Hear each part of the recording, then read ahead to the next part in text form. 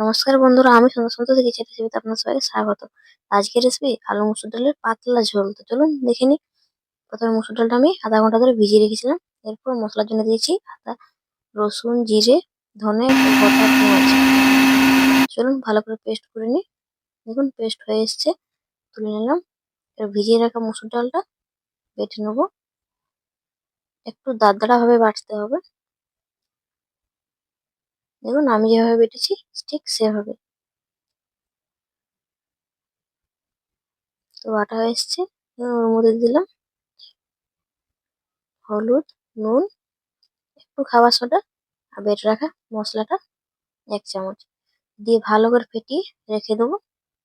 এরপর বসিয়ে দিলাম কড়াই। কড়াইয়ের মধ্যে দিলাম তেল। তেলটা ভালো করে গরম হয়ে এসছে, একটু ঝাঁকিয়ে দিলাম যাতে লাগে না।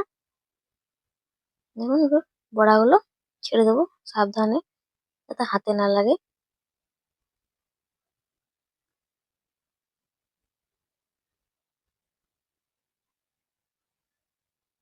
ঘুরিয়ে ঘুরিয়ে আমি চারদিকে বড়াগুলো দিয়ে নেবো।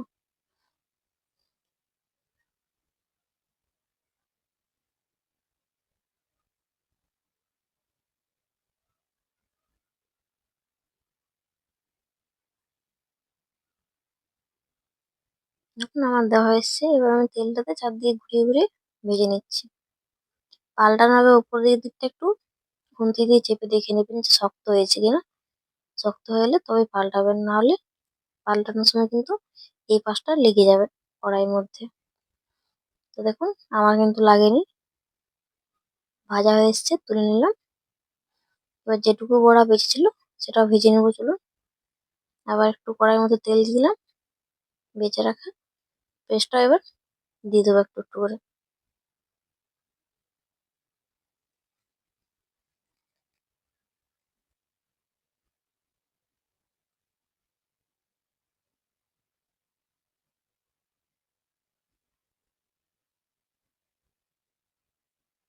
দেওয়া হয়ে এসছে, দেখুন পাল্টে নিচ্ছি।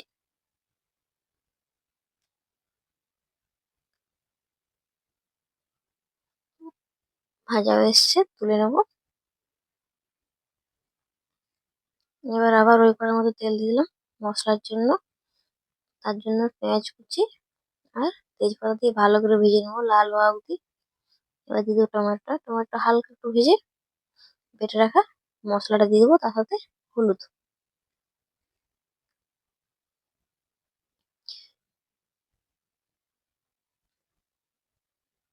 একটু জল দিয়ে দিলাম, দিয়ে দিলাম একটু নুন। এরপর ভালো করে কষে নেবো ততক্ষণ না তেল ছাড়ছে। এদিকে আমাদের মশলাটা কষা হোক। অন্য চুলার মধ্যে দেখুন আমি আলুটা সেদ্ধ হতে বসাই দিয়েছি। সেদ্ধ হয়ে এসছে, নামিয়ে নিলাম আলুটা। এরপর মশলা দেখুন কষা হয়ে এসছে, তেলও ছেড়ে দিয়েছে। এবার দিয়ে দেবো সেদ্ধ আলুটা। আলুটা 2 থেকে 3 মিনিট ভালো করে কষে নেবো।